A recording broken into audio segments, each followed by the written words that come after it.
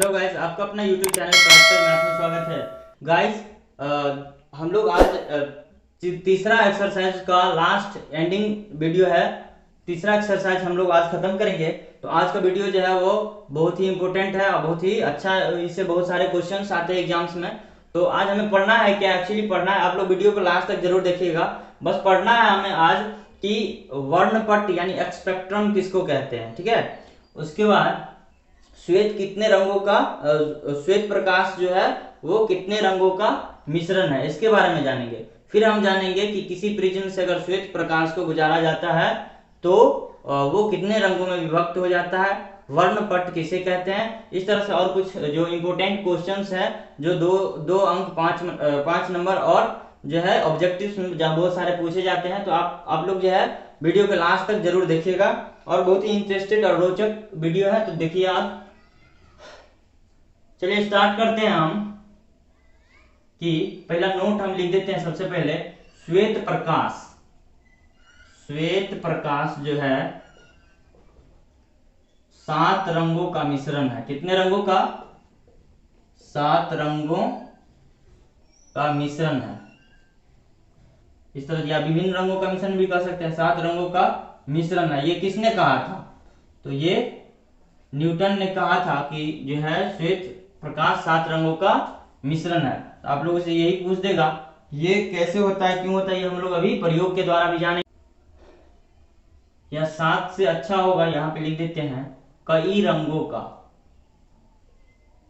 कई रंगों का मिश्रण है।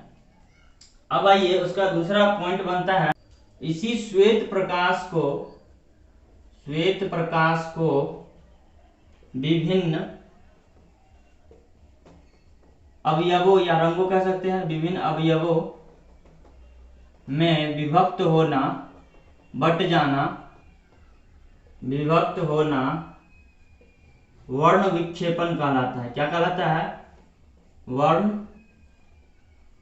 विक्षेपण कहलाता है।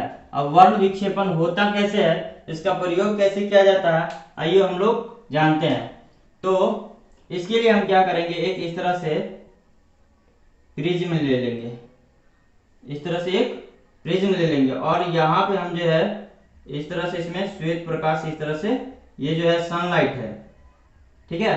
तो यहाँ पे हम पूरा छितरा के नहीं, तो एक रे की तरह, एक रेखा की तरह, तो एक रेखा की तरह अगर प्रिज्म पर लाइट गुजारेंगे तो उसके लिए हमें क्या करना पड़ेगा, यहाँ पे कोई प्रोटेक्शन देना होगा, यानी कि जो है वो अपारदर्शी, यानी कि अपारदर्शी वस्तु देना होगा। और यहाँ से मात्र एक छेद नुमा, बस एक छेद भर खुला रहने देंगे और यहाँ से इस तरह से लाइट गुजारेंगे, एक रे गुजारेंगे। तो ये क्या है? सूर्य का श्वेत प्रकाश, सनलाइट है। ये क्या है? सनलाइट। और ये कैसा है? सफेद लाइट है, व्हाइट कलर का है। अभी सनलाइट कैसा दिखता है? शाम और सुबह के समय में भले रेड दिखता है, और वो क्यों दिखता है हम लोग जान चुके हैं।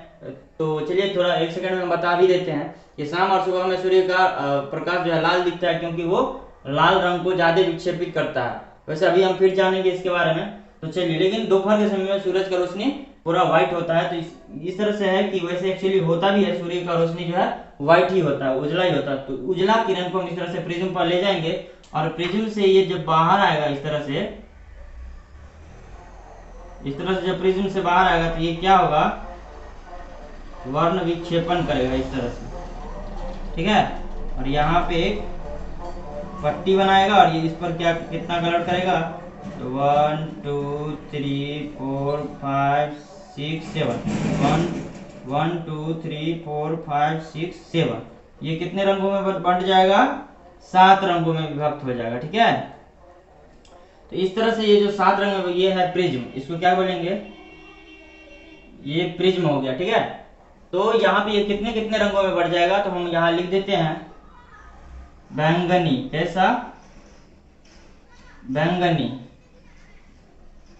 जामुनी, दूसरा, तीसरा नीला, हरा,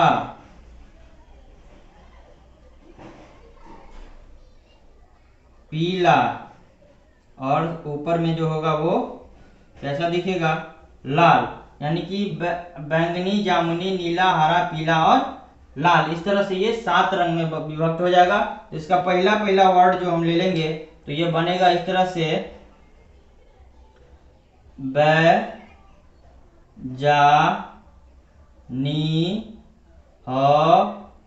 पीना ला। यहाँ पे एक और कलर बनेगा, ये भी है एक और एक ये भी है, ये बैंगनी, ये जामुनी और ये हो जाएगा नारंगी,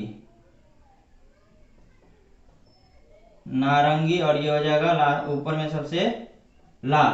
तो बैजानी हो पी नाला, ये वर्ड जो है हम लोग याद रखेंगे ताकि हमें पूछेगा 7 रंग में कौन कौन सा रंग होता है। तो बै से बैगनी, जा से जामुनी, नी से नीला, ह से हरा, पी से पीला, ना से नारंगी, लाल, ला से लाल। और इसी को हम लोग इंग्लिश में भी अगर लिखेंगे तो इसको लिखेंगे विबग्योर, VIBGYOR,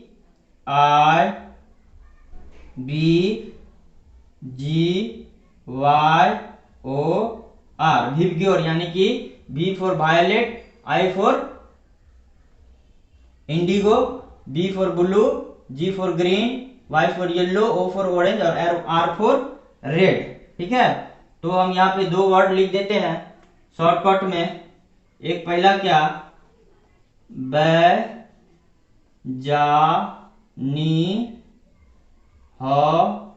पीनाला, ठीक है, एक ये हो गया याद रखने के लिए। और एक और लिख देते हैं इसी का इंग्लिश में, VIBGYOR, विबग्योर। ठीक है, जहां पे बाकी का आप लोग जानते हैं, V से हम लिख देते हैं वायोलेट, VIOLOT, वायोलेट, और I फॉर इंडिगो। ठीक है, तो ये इस तरह से 7 रंग में बट जाता है। और यही 7 रंग का जो एक पट्टी बनता है, ये एक पट्टी बनता है, यहाँ पे इसको बोलते हैं पट्टी, या इसी को अगर हम पर्दे पर उतार दें तो ये क्या बन जाएगा, इसको हम लोग पर्दे पे उतार देते हैं, इसको हम लोग बोलते हैं क्या, वर्णपट, इसको बोलते हैं वर्णपट। तो हर एक वर्ड जितना भी अभी हम लिखाए हैं वो अपने में यूनिक है और हर एक पॉइंट बार बार पूछा जाता है एग्जाम्स में। वर्णपट किसको बोलते हैं, तो इसका डेफिनेशन बनेगा, जब कोई श्वेत प्रकाश किसी प्रिज्म से गुजारा जाता है तो वो 7 रंगों में विभक्त हो जाता है, और वही 7 रंग को जब किसी पर्दे पर उतारा जाता है तो उस पर्दे पर जो बना 7 रंग का पट्टी होता है जिसे हम लोग वर्णपट बोलते हैं। 7 रंग कौन कौन बनता है, तो बैगनी, जामुनी, नीला, हरा, पीला, नारंगी, लाल, जिसको हम लोग शॉर्टकट में बैजानी पीनाला बोलते हैं और इंग्लिश में विबग्योर बोलते हैं। ठीक है, अब आइए फिर इसका जो है प्रयोग किसने किया था, न्यूटन साहब ने किया था, जो एक साइंटिस्ट, महान साइंटिस्ट थे। अब इसी 7 कलर को फिर क्या किया था, एक उल्टा प्रिज्म लगा देने से, यहाँ पे हम और एक छोटा सा लिख देते हैं, यहाँ से इस तरह से प्रिज्म से लाइट आया, गुजारा, तो ये कितने कलर में है, ये इस तरह से 7 कलर में बट गया। ठीक है, और फिर इसी 7 कलर को फिर क्या किया इन्होंने, यहां से इस तरह से एक उल्टे प्रिज्म यानी कि इस तरह से एक प्रिज्म में जब गुजारा तो क्या हुआ, ये फिर से यहां से सिंगल सफेद कलर में निकल गया बाहर। यानी कि इसका मतलब उनका ये प्रयोग करने का उनका मतलब था कि सूर्य का प्रकाश जो है वो वास्तव में श्वेत प्रकाश का मिश्रण है या उसमें वो या कुछ और है। तो उन्होंने क्या किया इस तरह से, लेकिन हम लोग जो है श्वेत प्रकाश का मिश्रण के लिए खुद से घर पे प्रयोग करके देखेंगे। इस तरह से एक षटकोण बना लेंगे, क्या बना लेंगे, इस तरह से षटकोण, और इसमें 7 कलर, जो ये 7 कलर है वो 7 कलर हम लोग खुद से जो हमारे पेंसिल ड्राइंग के लिए है या हमारे ज्योमेट्री बॉक्स में जो है वो जो भी कलर है, तो कलर्ड पेंसिल से हम ये 7 कलर, ये जितना भी कलर है उस 7 कलर को करेंगे और इसके नीचे एक पिन लगा के और इस चक्री को गोल गोल बहुत तेज से घुमाएंगे। तो देखेंगे अभी जब तक वो धीरे धीरे घूमता रहता है तब तक 7 का 7 कलर दिखता रहता है, लेकिन वह जब तेजी से घूमने लगता है तो ये पूरा का पूरा जो है वो क्या हो जाता है, सफेद हो जाता है, यानी कि व्हाइट हो जाता है। ये आप लोग खुद से कीजिएगा, हमने एक्स्ट्रा में बता दिया इसको अच्छे से जानने के लिए कि सूर्य का प्रकाश श्वेत होता है या नहीं। तो ठीक है, अब है इसके बाद है वर्णपट भी जान गए। अब श्वेत प्रकाश का जो है विभिन्न अवयवों में मिश्रण होना, विभक्त होना, वर्ण विक्षेपण भी कहलाता है, ये भी जान गए। अब एक और है यहाँ पे क्या कि इंद्रधनुष कैसे बनता है। तो इंद्रधनुष जो बनता है वो इस तरह से, इंद्रधनुष वो कैसे बनता है। इंद्रधनुष एक्चुअली जो है वो दिखने में इस तरह से लगता है ना, इस तरह से 7 रंग का एक क्या होता है, पट्टी होता है, 1 2 3 4 5 6 और ये इस तरह से 7 कलर का जो है वो एक रंगीन पट्टी होता है। और ये अक्सर हम लोगों को बचपन से देखते आ रहा है, ये अक्सर जो है वो बरसात के समय में जब धूप निकला होता है और तभी बरसात होता है, तो एक तरफ धूप और एक तरफ जब बारिश होती है, तो जब बारिश खत्म होने वाली रहती है या शुरू होने वाला, तो उस समय में हल्की सी जो है हल्की बूंद, बहुत पतली पतली बूंद गिरती रहती है। तो उस समय में हम देखते हैं जिधर सूरज उगा होता है उसके अपोजिट साइड में इस तरह से 7 कलर का एक धनुष के आकार का जो है वो चित्र बनता है, जिसे हम इंद्रधनुष कहते हैं। और ये भी 7 कलर का मिश्रण होता है। और ये आखिर बनता क्यों है और कैसे बनता है, तो ये भी बनता है अपवर्तन के कारण। कैसे, तो जैसे कि हम जानते हैं वातावरण में बहुत सारे धूलकण होते हैं, और बहुत सारे धूलकण के बाद जो है वहां पे बहुत सारे जब बारिश होता रहता है तो वहां पे वर्षा की बूंदे धरती पे आती रहती है। तो जब सूरज का प्रकाश वर्षा की बूंद पर पड़ता है तो वर्षा का बूंद और जो है धूलकण एक प्रकार से प्रिज्म का काम करता है। किसका, प्रिज्म का काम करता है। और वही प्रिज्म से जब सूर्य का प्रकाश टकराता है या बाहर जाता है तो वो उसके अपोजिट साइड में क्या है, इस तरह से एक जो है इंद्रधनुष का निर्माण करता है। तो इंद्रधनुष के बारे में हम लोग जान गए।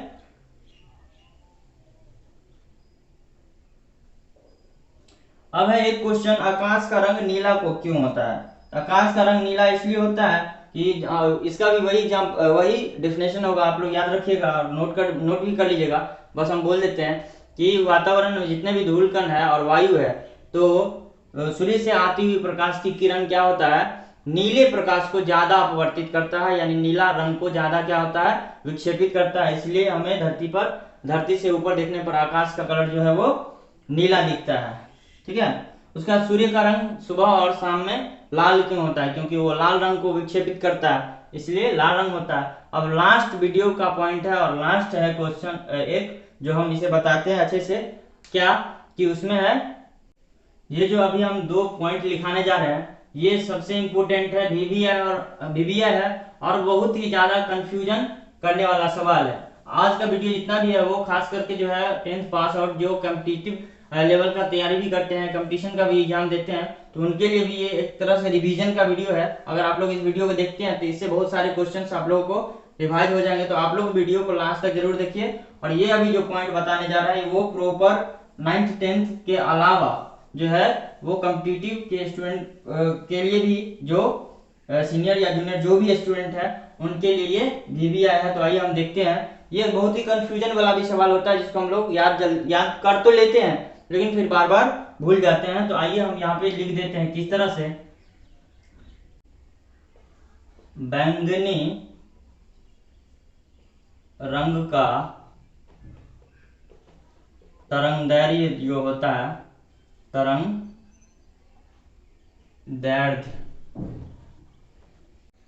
सबसे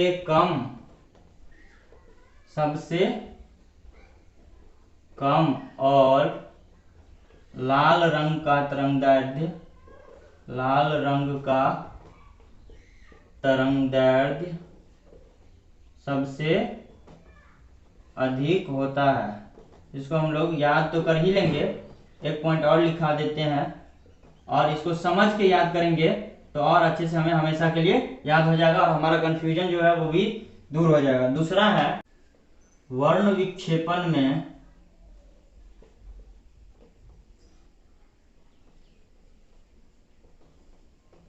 बैंगनी रंग का विक्षेपन, विक्षेपन कहिए या विचलन कहिए, विचलन सबसे अधिक होता है और लाल रंग का जो है विचलन सबसे कम होता है। लाल रंग का विचलन सबसे कम होता है।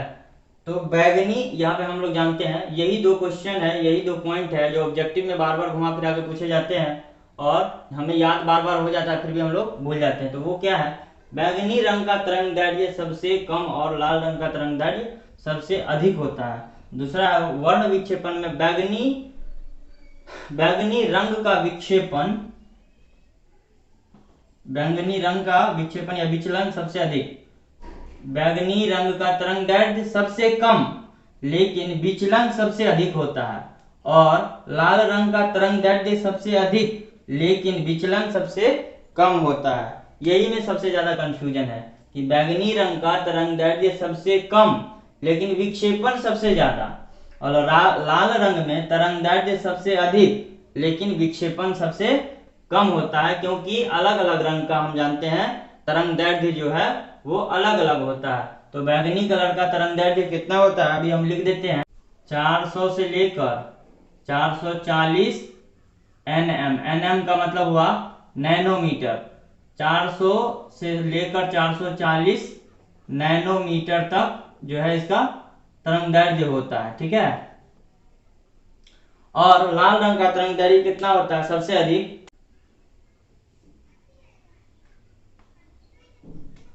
ये होता है